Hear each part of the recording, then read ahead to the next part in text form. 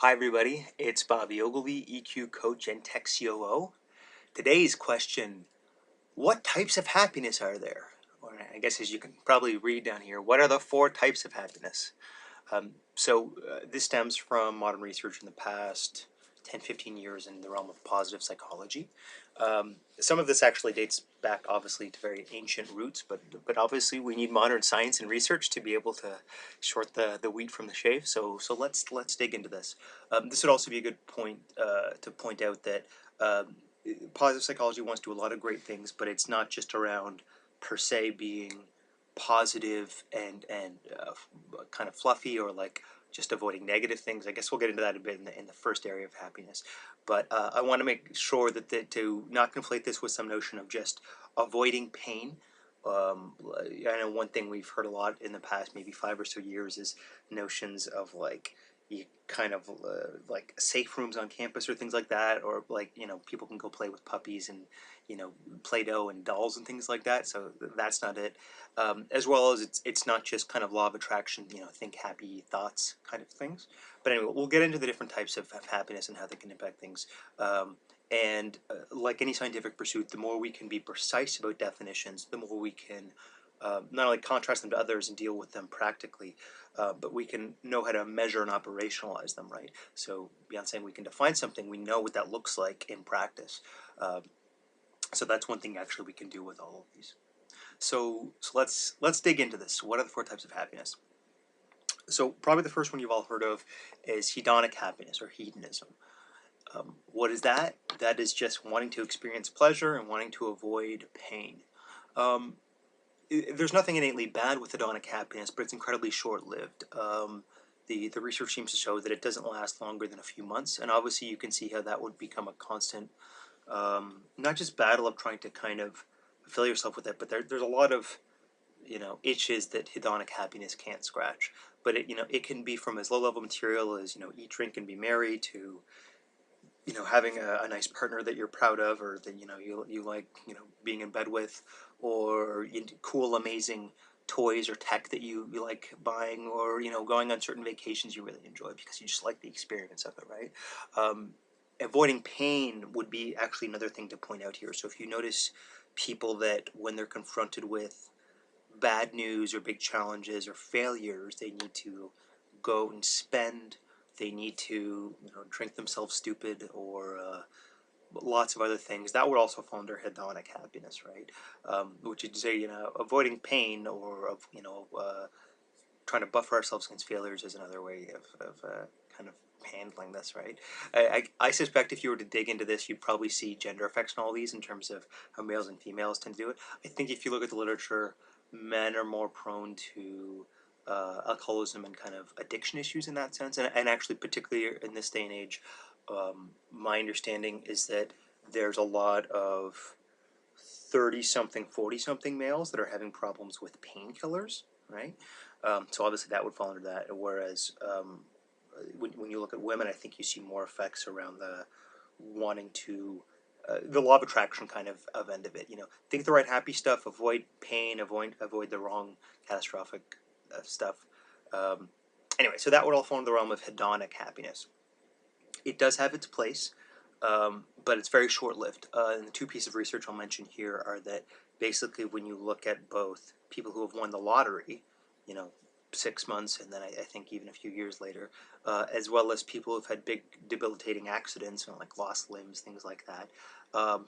After about 6 or so months later, it levels back off to the level they were at, right? So you might think, oh, well, that person just won $10 million, must be super happy now. No, it's pretty short-lived. And just the opposite, oh, that person who lost a leg, oh my God, they must be permanently depressed for the rest of their life. Well, yeah, you level back out, for real, right? So this becomes a good into the next point. So what's the next type of happiness? Prudential happiness, and as you might be able to kind of deduce from the name, it's the kind of happiness that derives from being prudent or disciplined. So in a very kind of productivity sense, you could think of it as someone who feels satisfied with the actions of their life. And in a historical sense, we probably know lots of professional types, engineers or investors, who are these very steady, risk-averse people. And as much as they might not always enjoy their life, they might get the sense that they've done the right actions that are supposed to fill their life and maybe develop a sense of, it could be stability, but however they want to frame that in their life.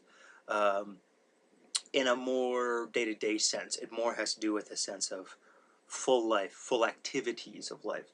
So the just to contrast this a bit with hedonism, hedonism is very experiential, right?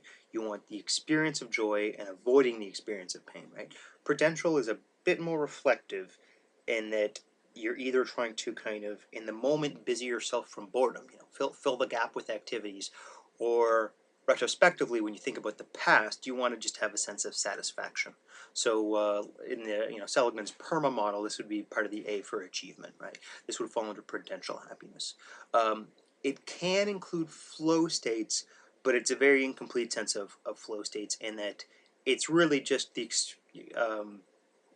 loss of self consciousness, or the filling the gap of you're busy doing stuff, right?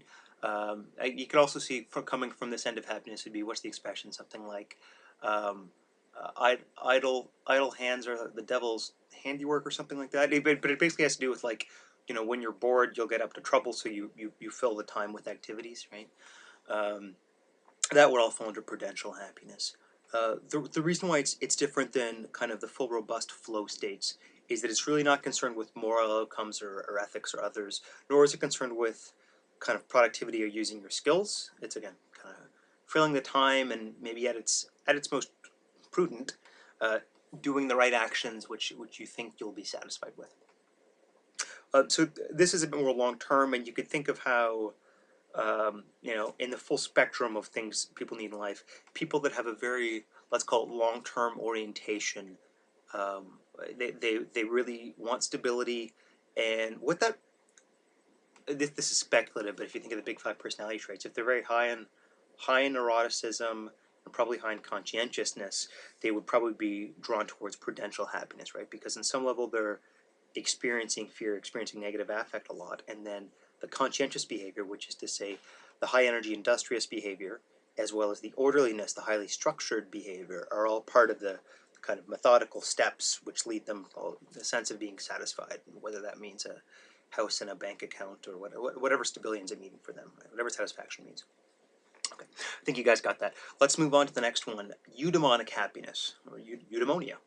Um, I the magic word here would be stoicism. So this is probably of all of them the most um, kind of biggest scope of variety. People use different words here. I prefer to think of this as strength based and things that are based on intrinsic motivation.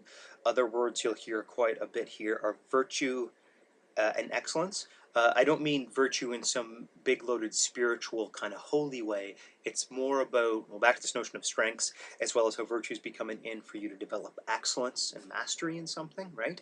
Um, Eudaimonia also has a sense of, it's in some sense I consider this the most pragmatically grounded and not just results grounded, but kind of like people grounded in people in the situations around you, which means it also has a sense of ethics, because part of the, if you think of the kind of optimization problem in life, is how do I get the most for myself in life, but how do I get the most for people around me and create this win-win, and that becomes the basis actually for not only good relationships but good society, right? So there's something very practical about eudaimonic happiness. I would say one of the principles here is that, and you can see this in classic Stoicism, what things can't you change, what things can you change. Okay, these are things you can change, great. Put effort into these things, and you should base your happiness on these things that you always have influence over, as opposed to things you can't. You could see how contrasted back to hedonic happiness, it can seem very contextual, very what's thrown at me, and very just kind of subject to the whims of fate. Eudaimonic happiness, really Stoic happiness, is just the opposite. I don't My happiness is not dependent on the outside world. It's dependent on how much I can use my strengths and virtues, establish a great sense of meaning, and ultimately from that, the flourishing and the purpose that comes with that. This is probably also the area when you're working the most on meaning and purpose, and I particularly mention here existential meaning and purpose, because there's a big sense of taking responsibility, and out of the carte blanche gap space that is life springs this. You also strongly see these sentiments when you look at types of existential therapy, or let's say particularly Viktor Frankl's work on logotherapy. Very strong emphasis on eudaimonic happiness. Um, and again, there are all sorts of people, whether these are POWs that survived horrible circumstances and friends dying, or like lots of World War II like Holocaust survivors, right? Um, a lot of them become these massive proponents of eudaimonic happiness because it's really like against all odds you can do this. And you could also, back to the Stoic roots of it, you could see how this has a strong connection to what we might think of as heroic ethos, heroic spirit. Yes, you're trying to not just be practical and act in a way which is sensible and gets results, but it also just in ethos, in spirit, is so um, uh, big, intrinsically empowered, and so large and worthwhile in its view, meaningful in its view, that it is really enriching. And particularly when a group of people, a group of professionals have this attitude, it can be really quite rich. Um, So, classically, when you think about the types of happiness, well, you hear is kind of hedonic versus eudaimonic, and obviously, eudaimonic has a lot more longer-term impact and leads to much better resilience, much better outcomes. But there is one more fourth type of happiness, and this is the most recently researched. Obviously, it has classic spiritual roots, um, but this last type here it's pronounced Charonic happiness, and really it's about self-transcendence.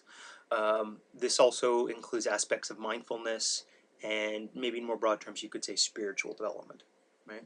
Um, so how would you experience Charonic happiness?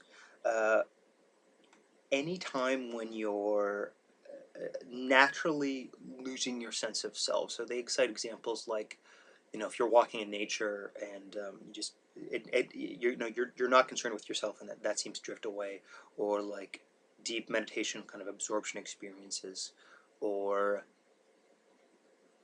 any other kind of spiritual work where you might say you're working on your ego, you're working on your sense of self, because so you could see that as being a prerequisite to connect to something larger than yourself, and it could be meaning making in other systems.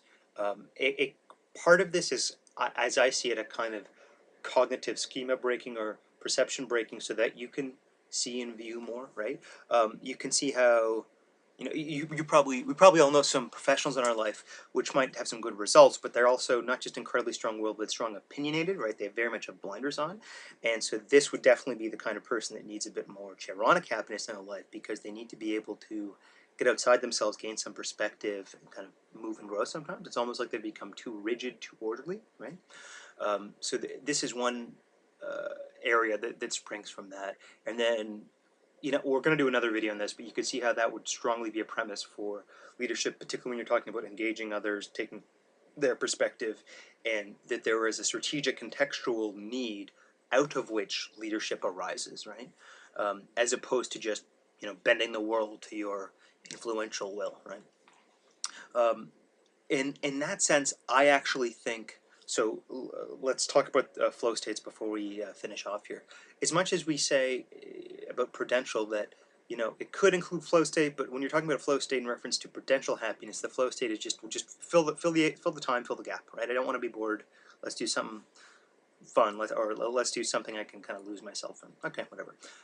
Eudaimonic happiness would want flow states, which from the standpoint of using my strengths, because remember, flow states have an immediate feedback loop. They let you use your skills, and you're appropriately challenged, which also means not just in the moment, but even after the fact. From a flow state, you're saying, "Yup, that was me at my best. I was in the damn zone that day, right, or that moment."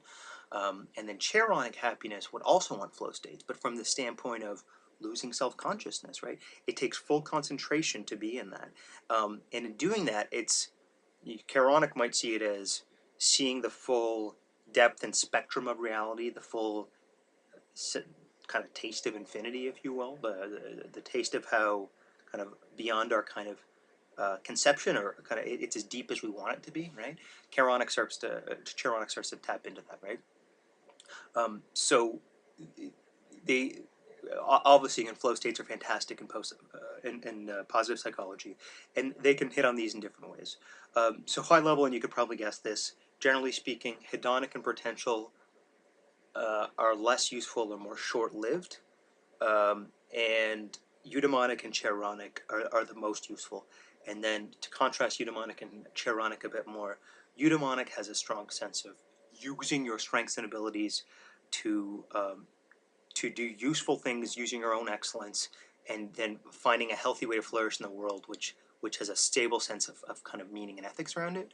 It's very grounded, it's very earthy, whereas chaironic is very transcendent. Wants to connect with something bigger than you, wants you to transcend yourself so you can get a better perspective, right? Particularly if you think of the Zen Buddhist notion of the way they approach enlightenment with notions of satori, which is the experience of enlightenment, and then how that starts to actually kind of transform and burn away your kind of egoic misconceptions, or there's also a bit of a post-structural tone in Zen as well that you could see that gets into. So the more that you can kind of mindfulness-wise train yourself to kind of step into non-conceptual kind of direct experience, that's something Hedonic Happiness would like. But honestly, we have to use both these skills. So we probably know people in our life which are very emblematic of eudaimonic happiness. We probably know lots of people, or some people which are emblematic of chaironic, but we want both of these things. So these are 4 types of happiness. I hope you guys have learned something today. This is really odd in that these are kind of classic ancient fields, but they need to get not just revived, but they need to get kind of scientifically, methodologically gone through with our modern positive psychology, with our modern science. So I'd love to hear your thoughts on this in different ways this could apply, and maybe something cool you guys are doing with this. So again, I'm Bobby Ogilvy, EQ coach and Tech COO, and I'll talk to you guys again soon.